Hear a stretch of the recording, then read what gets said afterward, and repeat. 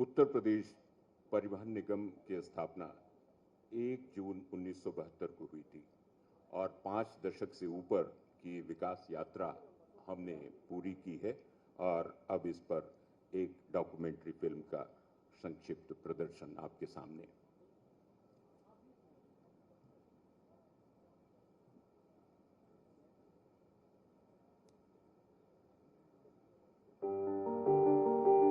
ये बात है भारत की आजादी के कुछ समय पहले की,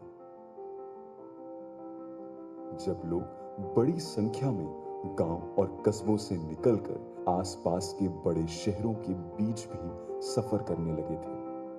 15 मई 1947 को उत्तर प्रदेश गवर्नमेंट रोडवेज द्वारा यूनाइटेड प्रोविंसेस की राजधानी लखनऊ से बाराबंकी के लिए पहली बस चलाई गई।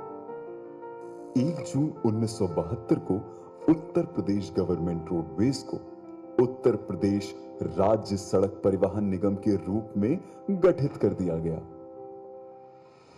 उत्तर प्रदेश सड़क परिवहन निगम प्रदेश के लोगों की आने जाने के साधन के रूप में आरामदेह और किफायती सेवाएं देता आ रहा है। यूपी का आर्थिक विकास इसका अहम उद्देश्य है। 1972 में उत्तर प्रदेश गवर्नमेंट रोडवेज ने 4,253 बसों को लगभग 23 करोड़ किलोमीटर चलाकर 25 करोड़ लोगों के सफर को आसान बनाया। 2019 प्रयागराज कुंभ में 500 से अधिक बसों की सबसे लंबी परेड से निगम ने गिनीज बुक में नाम दर्ज कराकर एक मिसाल कायम की है। 2020 में वैश्विक महामारी कोरोना के कठिन समय में अलग अलग जगहों पर फंसे प्रवासियों के आने जाने की व्यवस्था भी की। यूपीएसआरटीसी ये स्थापना के स्वर्ण जयंती वर्ष है। इसका बहुत गौरवशाली एक इतिहास है और समय समय पर उत्तर प्रदेश में जो भी चुनौतियां आई हैं तो उत्तर प्रदेश परिवहन निगम उस चुनौतियों को स्वीकार किया, जिसके कारण उत्तर प्रदेश के यशस्वी मुख्यमंत्री योगी आदित्यनाथ जी ने परिवहन निगम को संकट का साथी की हम लोग उपाधि दिया। हम लोग सभी उत्तर प्रदेश वासियों को सुरक्षित यात्रा कराने के लिए दृढ़ संकल्प हैं। यहाँ के कर्मचारी अधिकारी मिलकर के हम लोग एक नए रूप में परिवहन निगम को लाना चाहते हैं। माननीय मुख्यमंत्री जी के मंशा के अनुरूप हम लोग पीपीपी मॉडल पर कई अपने बस स्टेशनों को, डिपो को आधुनिक बनाने जा रहे हैं। मैं सभी कर्मचारियों को, उनके अधिकारियों को, उत्तर प्रदेश के लोगों को एक बेहतर सेवा देने के लिए भी उनको धन्यवाद देता हूं। महिला सशक्तिकरण पर जोर देते हुए 23 महिला ड्राइवर्स को बस चलाने के लिए ट्रेनिंग दी जा रही है। जल्द ही पिंक बसों को महिला कंडक्टर्स व महिला ड्राइवर्स चलाएंगी। साथ ही 50 बस स्टेशनों पर बच्चों की देखभाल के लिए अलग से कक्ष बनाए गए हैं। बहुत सालों से यूपीएसआरटीसी की मैं बस सेवा की सुविधा ले रही हूँ, सफ़र कर रही हूँ। जब से मैंने देखा है पिंक सेवा शुरू हुई है तो हम लोग को बहुत आराम हो गया है। फीमेल कंडक्टरों को देख के तो मुझे बहुत ऊर्जा मिली उनको देख के, क्योंकि मुझे लगा कि हाँ अब औरतें हर तरफ से जो है आगे बढ़ रही हैं और हमारा समाज जो है तरक्की कर रहा है। मैं और मेरे साथी का यहाँ बस टिकट फ्री होता है और यहाँ बस के अंदर काफ़ी अच्छी सुविधाएँ दी जाती है, अच्छे से बात करना, बैठाना, और यहाँ लोग काफ़ी मदद भी करते हैं। बैठ के यहाँ से बाहर से अंदर जाने के लिए व्हील चेयर देते हैं। पैसेंजर्स की सहूलियतों को ध्यान में रखते हुए टिकट बुकिंग के लिए निगम ने ऑनलाइन रिजर्वेशन और पेमेंट की सुविधा, काउंटर बुकिंग, बसों में एंड्रॉइड ETIM से टिकट व QR कोड के माध्यम से कैशलेस पेमेंट की सुविधा दी है। 24/7 टोल फ्री हेल्पलाइन के माध्यम से यात्री अपनी सारी समस्याओं का तुरंत समाधान पा सकते हैं। अत्यंत हर्ष का विषय है कि यूपीएसआरटीसी 50 वर्षों का सफर पूरा करके अपनी स्वर्ण जयंती मना रहा है। यूपीएसआरटीसी इस महाकुंभ में अपनी पूरी तैयारी के साथ इस महाकुंभ को सफल बनाने में अपना महत्वपूर्ण योगदान देगा। यूपीएसआरटीसी ने महिला सुरक्षा के लिए पैनिक बटन और ट्रैकिंग की व्यवस्था भी की है। हमारा मोटो है increase efficiency, better service, reduce cost. हम लोग इसी मोटो पर आगे काम करेंगे और यूपीएसआरटीसी को आगे नई ऊंचाइयों पर पहुंचाएंगे। निगम की अर्थव्यवस्था काफी मजबूत और कामयाब है और देश के टॉप मोस्ट ट्रांसपोर्ट कॉर्पोरेशंस में से एक है। यह यूपीएसआरटीसी के 50 स्वर्णिम वर्षों का एक बहुत बड़ा अचीवमेंट है, जिसके लिए यूपीएसआरटीसी में पिछले 50 वर्षों में सर्विस दे चुके सभी ऑफिसर्स और स्टाफ धन्यवाद एवं बधाई के पात्र हैं।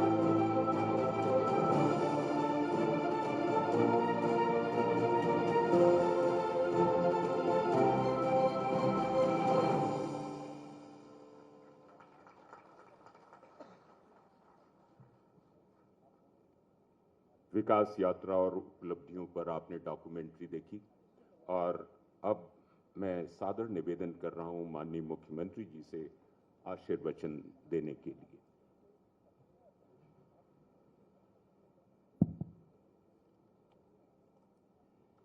उत्तर प्रदेश परिवहन निगम के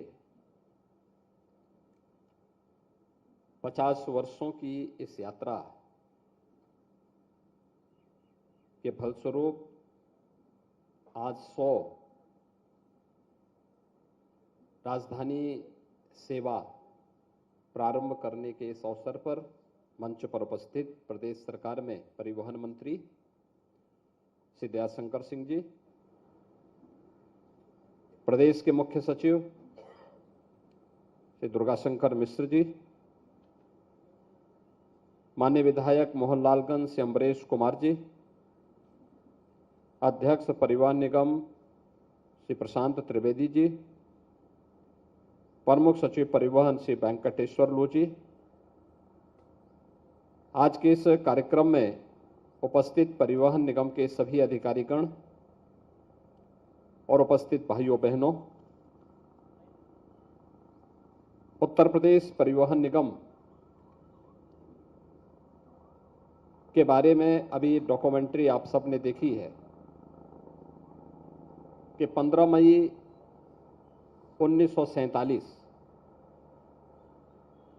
आज़ादी के कुछ ही महीने पहले उस समय के उत्तर प्रदेश में एक राजकीय परिवहन सेवा प्रारंभ हुई थी। लोगों की सुगम यात्रा और सुरक्षित यात्रा के लिए यही राजकीय परिवहन सेवा 1972 में 1 जून 1972 को उत्तर प्रदेश परिवहन निगम के रूप में आगे बढ़ी और देश की सबसे बड़ी आबादी के राज्य में पब्लिक ट्रांसपोर्ट की सबसे बड़ी इकाई के रूप में कार्य करते हुए आज 50 वर्ष की अपनी एक शानदार यात्रा को आगे बढ़ाते हुए लगातार कार्य कर रही है। इस अवसर पर परिवहन निगम को मैं हृदय से बधाई देता हूं। आज राजधानी सेवा के जिन 93 बसेज को और 7 अन्य साधारण बसेज को यहां पे प्रारंभ किया जा रहा है, इसके लिए प्रदेशवासियों को भी मैं हृदय से अपनी शुभकामनाएं दे रहा हूं। मित्रों, जब हम लोग आज यहां पर एक और 50 वर्ष की शानदार यात्रा के कार्यक्रम को आगे बढ़ा रहे हैं, वहीं हमारे सामने देश के कोने पर हुई एक दुखद दुर्घटना भी हम सबके सामने है। कल आप सबने देखा होगा, उड़ीसा के बालासोर में कल सायंकाल Bangalore Howrah superfast express, Coromandel express और एक मालगाड़ी दुर्घटना के शिकार हुए हैं। इस भीषण दुर्घटना में अनेक यात्रियों की मृत्यु हुई है। यह संख्या 350 से ऊपर पहुंच सकती है। लगभग 900 के आसपास लोग घायल हैं। जिन लोगों ने अपने परिजनों को खोया है, उन सब के प्रति मैं उत्तर प्रदेश शासन की ओर से, उत्तर प्रदेश की जनता की ओर से अपनी संवेदना व्यक्त करता हूं जो लोग इस दुर्घटना में गंभीर रूप से घायल हुए हैं, उनके शीघ्र स्वस्थ होने की कामना भी करता हूं।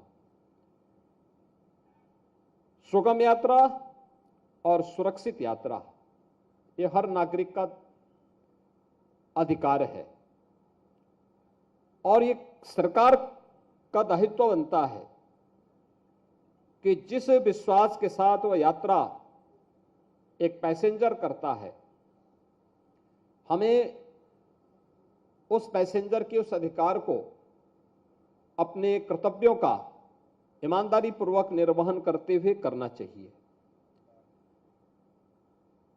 हम सबके सामने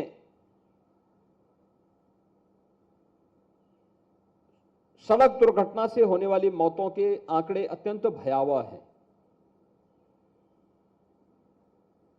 अगर एक वर्ष के अंदर मैं उत्तर प्रदेश के ही आंकड़ों को प्रस्तुत करूं तो अत्यंत भयानक दृश्य हम सबके सामने प्रस्तुत करते हैं। मैं दुनिया की सबसे बड़ी महामारी के खिलाफ हम लोगों ने प्रधानमंत्री मोदी जी के नेतृत्व में एक लड़ाई लड़ी। कोरोना महामारी के खिलाफ जो हमारी लड़ाई चल रही थी, दुनिया पस्त थी, अस्त व्यस्त थी।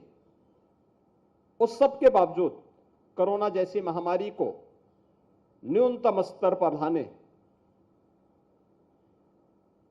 जन धन की हानि को रोकने में काफी सफलता प्राप्त हुई। कारण था देश की लीडरशिप। प्रधानमंत्री मोदी जी के नेतृत्व में पूरा देश एकजुट होकर के इस महामारी के खिलाफ लड़ा। परिणाम हम सबके सामने था। और जब आंकड़े हमारे सामने आते हैं तो उत्तर प्रदेश के अंदर हम लोगों ने भारत सरकार के साथ मिलकर के सभी कार्यक्रम ईमानदारी के साथ प्रभावी ढंग से लागू करने के कार्य तो किए। फ्री में टेस्ट की व्यवस्था, फ्री में उपचार की व्यवस्था,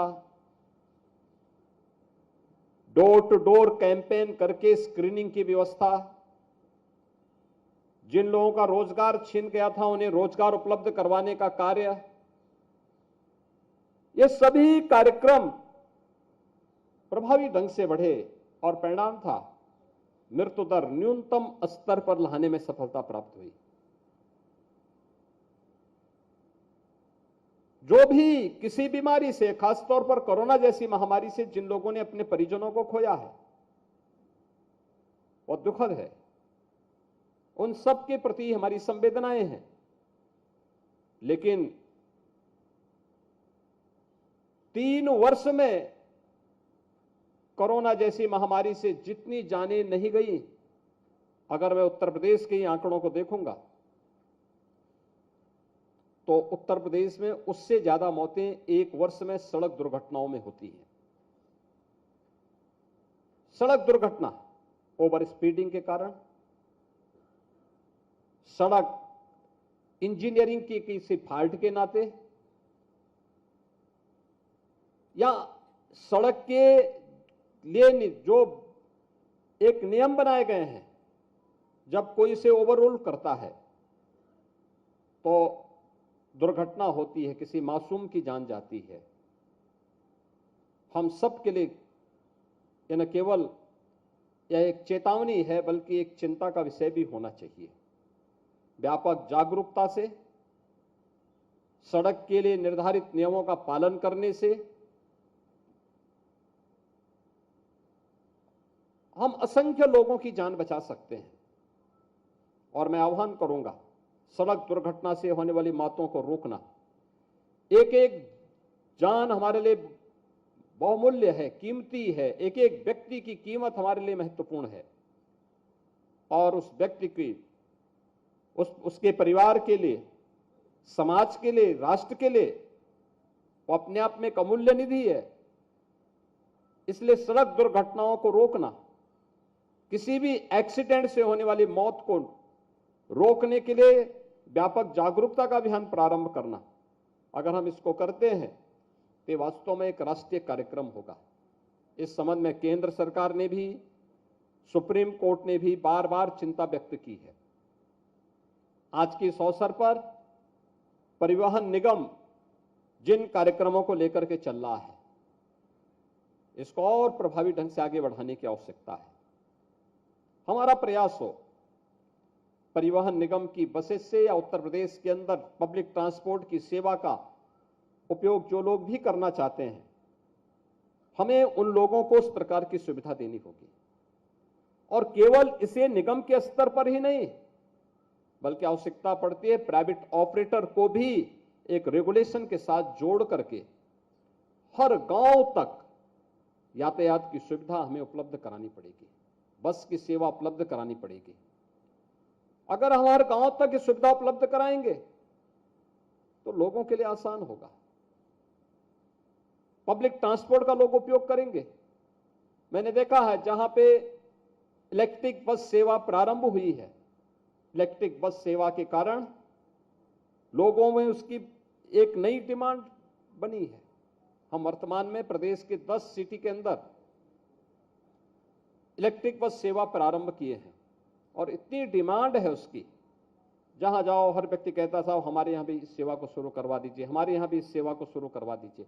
एक बहुत सकारात्मक भाव है और इसीलिए मैं आज के इस अवसर पर इस बात को कहूंगा, समय आ गया है बस स्टेशन अच्छे हों, सुरक्षित हों, हमारी बस की ये सेवा लोगों की डिमांड के अनुरूप हो।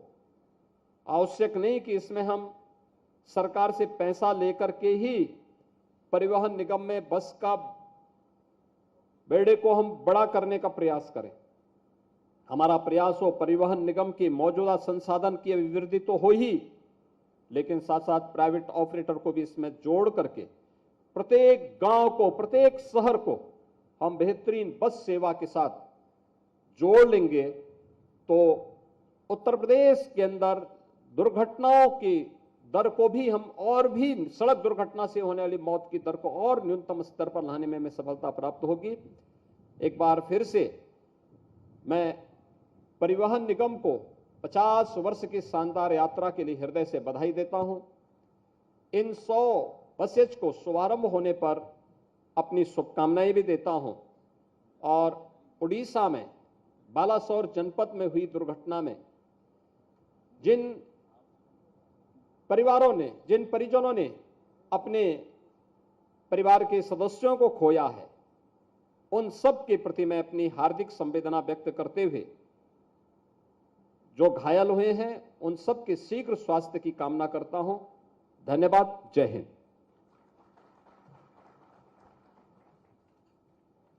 बहुत बहुत साधुवाद माननीय मुख्यमंत्री जी को।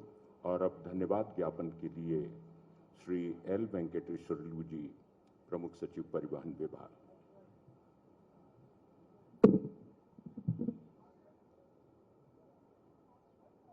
सभी सम्मानित महानुभाव, आज माननीय मुख्यमंत्री जी के द्वारा इस गंभीर परिस्थिति में भी हम लोगों को समय प्रदान करके जो सबसे यहाँ की उत्तर प्रदेश की जनता के सबसे जो प्रमुख सेवा है परिवहन निगम के माध्यम से जो यात्रियों को एक जगह से दूसरी जगह विभिन्न अवसरों में जाने के लिए समय देने के लिए मैं हृदय से महाराज जी को धन्यवाद देता हूँ। जो एक्सीडेंट्स के बारे में माननीय मुख्यमंत्री जी ने जो जिक्र किए हैं और माननीय मुख्यमंत्री जी के मार्गदर्शन में हम लोग बड़ी गंभीरतापूर्वक जो भी विभिन्न जो पहलुओं में जो कार्रवाई करना है हम लोग पूरी गहराई से, गंभीरता से इसमें कर रहे हैं। और आज जितने हमारे परिवहन निगम और परिवहन विभाग की तरफ से जो भी अधिकारी लोग यहाँ पर विद्यमान हैं उन सब के तरफ से मैं महाराज जी को आश्वस्त करना चाहता हूँ, आपके मार्गदर्शन पे और आपके आशीर्वाद से हम लोग पूरी ताकत के साथ इसमें काम करेंगे और आपकी हमेशा आप इसमें हमारी ध्यान आकर्षित किया है, बहुत स्पष्ट रूप से निर्देश दिया है और आपने वेरियस लेवल पे यात्री की बस में हो, बस स्टेशन में हो और उनके साथ व्यवहार की बात हो और हमारी बसेस की जो रखरखाव की बात हो, जितनी आपने निर्देश दिया हम लोग बड़ी गहराई से इसको अनुश्रवण कर रहे हैं। ये पूरी इतनी देखिए, आप सब लोग जानते हैं, अभी जो महाराज जी ने जो जिक्र किए हैं, प्रकृति में बहुत सारे चैलेंजेस आएंगे।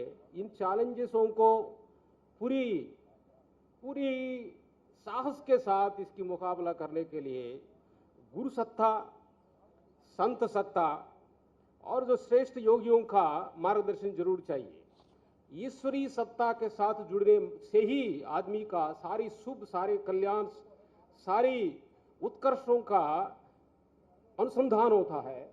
और महाराज जी इसकी गुरु सत्ता के अधिष्ठाता है। जहां पर लोग बोलते हैं, महापुरुष लोगों ने कहा है कि हरि रूठे गुरु ठौर है, गुरु रूठे नहीं ठौर।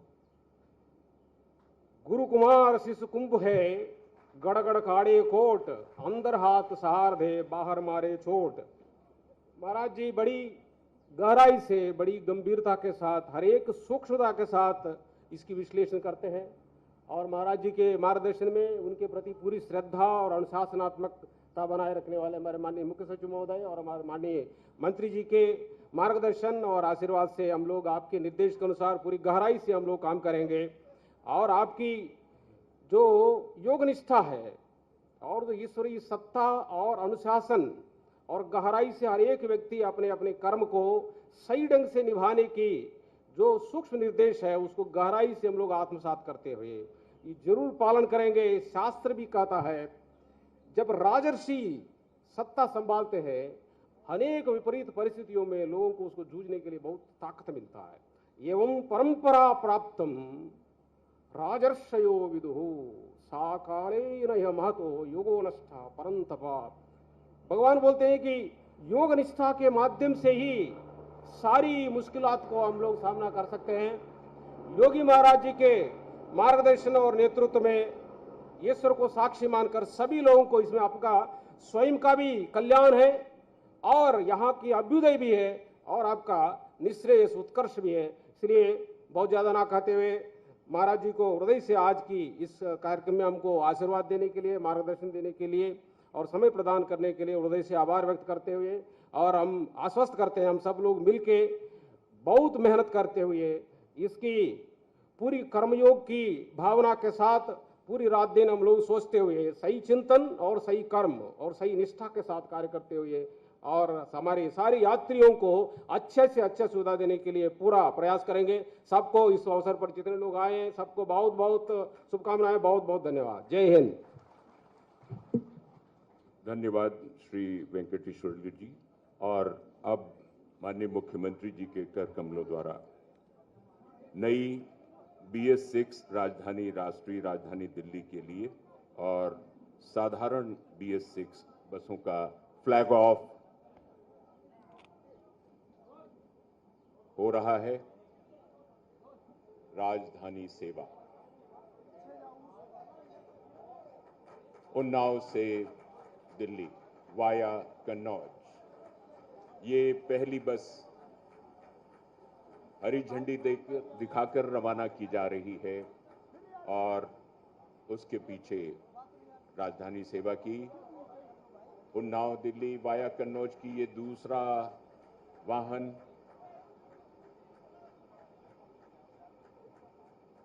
और तीसरा वाहन है कानपुर दिल्ली वाया कन्नौज।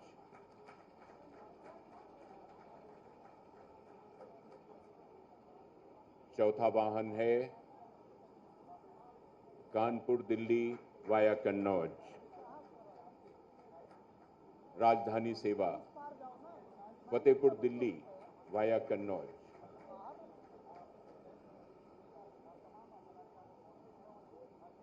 और ये फतेहपुर दिल्ली वाया कन्नौज एक और वाहन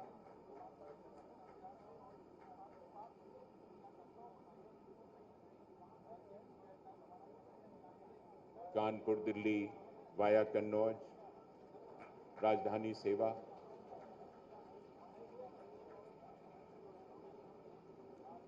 और कानपुर दिल्ली वाया कन्नौज एक और वाहन BS6 तकनीक से सुसज्जित पर्यावरण का खास ध्यान रखते हुए अकबरपुर दिल्ली वाया कन्नौज राजधानी सेवा। राजधानी सेवा का अकबरपुर दिल्ली वाया कन्नौज एक और वाहन मंच के सामने से जाता हुआ और मिर्जापुर कौशाम्बी राजधानी सेवा की ये बस आप लोग अपने अपने स्थान पर बने रहें।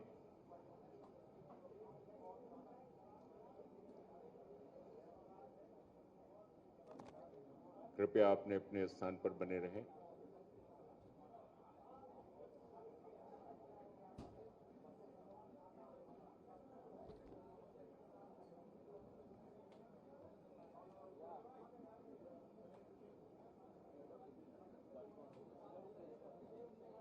परिवहन निगम के अधिकारियों और कर्मचारियों से ये विशेष निवेदन